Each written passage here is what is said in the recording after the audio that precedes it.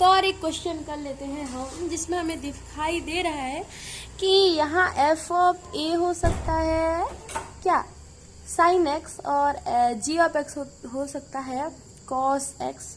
ठीक है, f of x is equal to sine x and g of x is equal to cos x. If ये हो गया then देखो theta is lies between alpha and beta, okay, and these two functions are continuous on the closed interval alpha beta, and these two functions are also derivable on the open interval alpha beta, and also g dash x is equal to minus sine x is not equal to 0, as x का value कभी भी pi by 2 नहीं हो सकता है और pi by 2 से छोटा ही होगा, 0 और पाई बाय 2 से छोटा होगा। As f function and g function are continuous on the closed interval alpha beta, and also they are derivable on the open interval alpha beta, so there exists a number, at least one number, let it theta, between alpha and beta, for which we can write that f of b minus f of a divided by g of p minus g of a is equal to f dash a divided by g dash a, okay, sorry f dash c ना, अभी theta लिख रहे हैं ना, और यहाँ b क्यों मैंने लिखा, अरे भाई यहाँ थीटा होगा, यहाँ थीटा होगा, यहाँ b नहीं होगा, यहाँ अल्फा, सॉरी यहाँ बीटा होगा, यहाँ अल्फा होगा, यहाँ भी बीटा होगा, यहाँ भी अल्फा होगा, okay. F of beta minus F of alpha divided by g of beta minus g of alpha is equal to f dash theta divided by g dash theta, as this two functions are satisfying all the conditions of Cauchy mean value theorem. Okay. So what is f of beta? This implies that f of beta क्या होगा, sin beta minus f of alpha sine alpha, okay. G of beta क्या होगा, cos beta, g of alpha cos alpha is equal to f dash theta. अच्छा, now what is f dash x, f dash x is equal to cos x, okay. So what is f dash theta, cos theta. Similarly, what is g dash theta, g dash theta is minus sin theta, okay. सो यहाँ बन जाता है, अगर हम यहाँ से minus common ले जाएंगे तो हमको ये तो बनाना है ना, तो sine alpha minus sine beta divided by cos beta minus cos alpha is equal to minus of cos theta divided by sine theta cot theta, minus minus become plus, so sine alpha minus sine beta divided by cos beta minus cos alpha is equal to cot theta, proved। तो अभी हमारा question कहता है कि if A twice differentiable function f, इस line से हमें पता चलता है कि हमारा जो फंक्शन f है ये 2 बार डिफरेंशिएबल है, यानी कि f और f dash are exist and continuous on the closed interval ab here, okay, and f double dash is also exist, okay, on the closed interval ab, okay. Since c is a point between a and b, okay, such that f of a is equal to f of b is equal to 0, and this is the condition, okay. अच्छा, अगर f of a is equal to f of b is equal to 0, then कौन सा हमारा theorems इसके ऊपर लागू हो सकता है। देखो, पहला तो हमारा फंक्शन f है, ये कॉन्टिन्यूस भी है और डिफरेंशिएबल भी है, ठीक है, और f of a is equal to f of b also, ठीक है, यानी कि इसमें रोल्स थ्योरम अप्लाई हो सकता है as it satisfy all the conditions, ठीक है, okay. So there exists a point between a and b that is c such that f dash c is equal to 0, ये एक हो सकता है।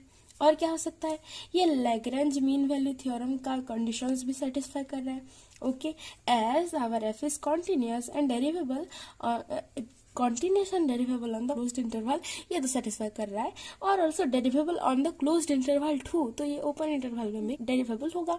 ओके ओके, तो हम लैग्रेंज मीन वैल्यू थ्योरम के हिसाब से भी कह सकते हैं f of b minus F of a divided by B minus a is equal to f dash c for a c between a and B.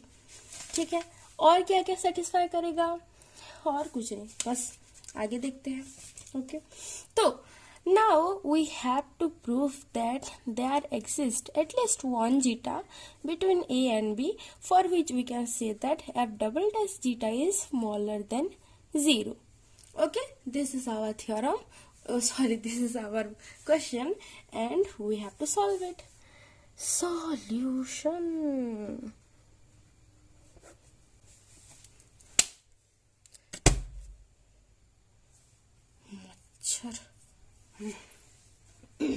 तो solution part, given that our function f is double differentiable, यानी f dash and f double dash are exist, okay, and f is derivable and f dash is also derivable, therefore f double dash is exist. So कोई भी function तभी डेरिवेबल हो सकता है अगर वो function continuous होगा।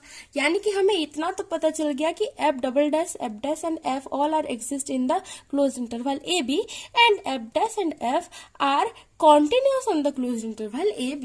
अभी तक हमें इतना ही पता है, आगे बढ़ते हैं।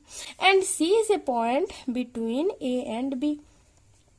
Okay, and as our function f is satisfying all the conditions of Lagrange mean value theorem, so if we apply Lagrange mean value theorem on the function f on the closed interval a to c, if on the closed interval a to c, ठीक है, a to c में हम उसको देखेंगे, तो क्या हमारा ये जो फंक्शन f है ये डेरिवेबल है? हाँ, डेरिवेबल है on the open interval a b, sorry a c. ठीक है, हमारा function f is continuous on the closed interval, यानी कि it is satisfying the Lagrange mean value theorem का सारा condition.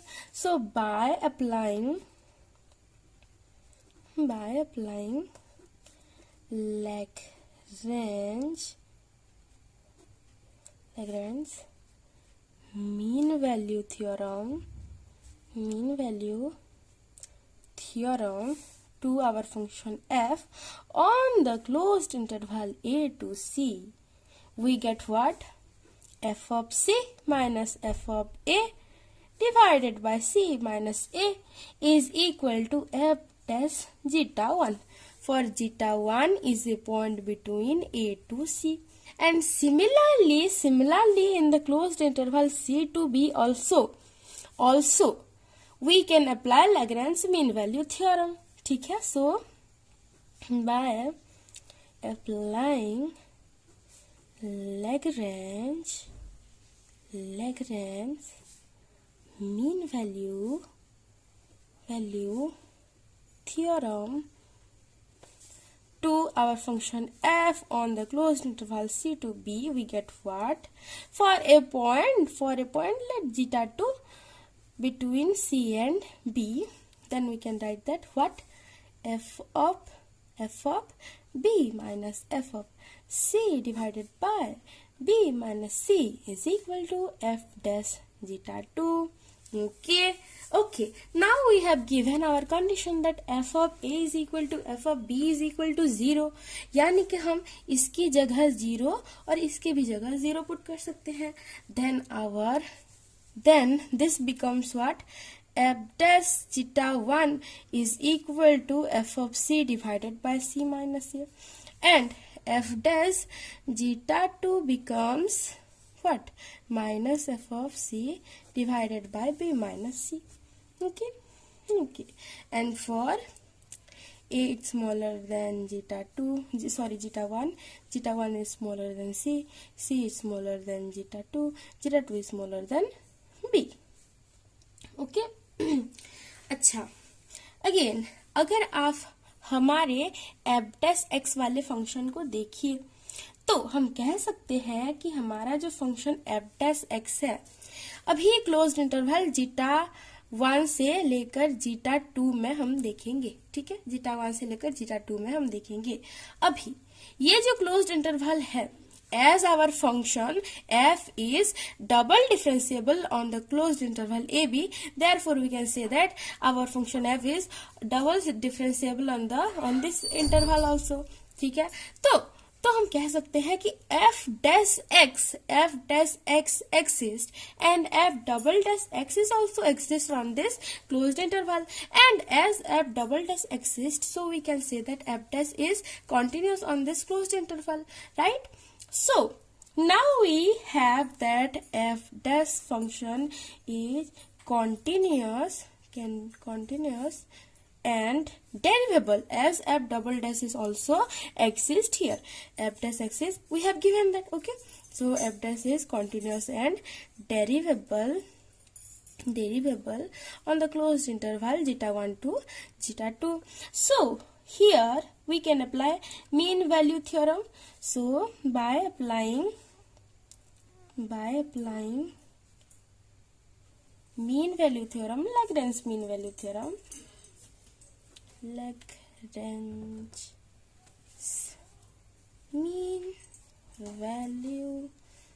theorem, okay.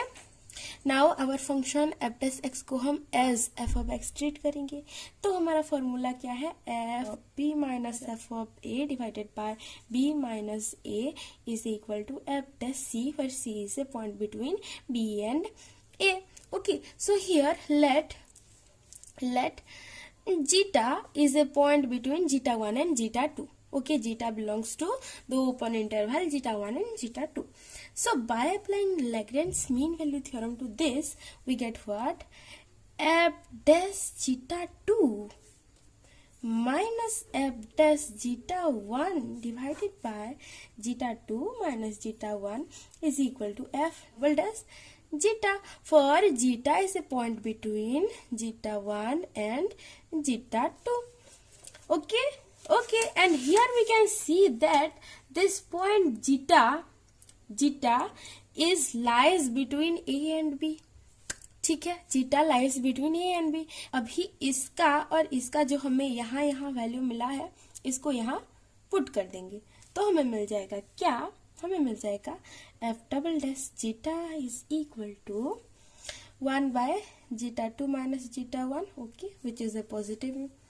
F dash zeta 2 क्या है, f dash zeta 2 ये है, it is minus f c divided by B minus c minus ये क्या होगा, एफ डैश जीटा 1 ये है, f of C divided by C minus a, okay, this becomes f double dash zeta is equal to 1 by zeta 2 minus zeta 1, ठीक है, -1 अगर common जाएगा तो f of C divided by B minus C plus F of C divided by C minus, यानी F of C भी common जाएगा तो ये बन जाएगा, this implies that F double dash zeta is equal to minus F of C divided by zeta 2 minus zeta 1, और ये बन जाएगा सी माइनस से प्लस सी माइनस से plus B minus C, okay, divided by B minus C into C minus सी, ठीक है, मैंने इन दोनों को प्लस कर दिया, 1 by B minus C plus 1 by C minus a कर दिया, तो ये कैंसिल आउट, तो हमारा एफ डबल डैश जीटा बन जाएगा क्या, minus F of c into b minus a, ठीक है, ये पॉजिटिव क्वांटिटी है, zeta 2 minus zeta 1 is also a positive quantity, b minus c is also a positive quantity, c minus a is also a positive quantity. Now minus f of c is a negative quantity, so here we can say that this is less than 0, so hence we get what, f double dash zeta is less than 0. Question solved. Bye.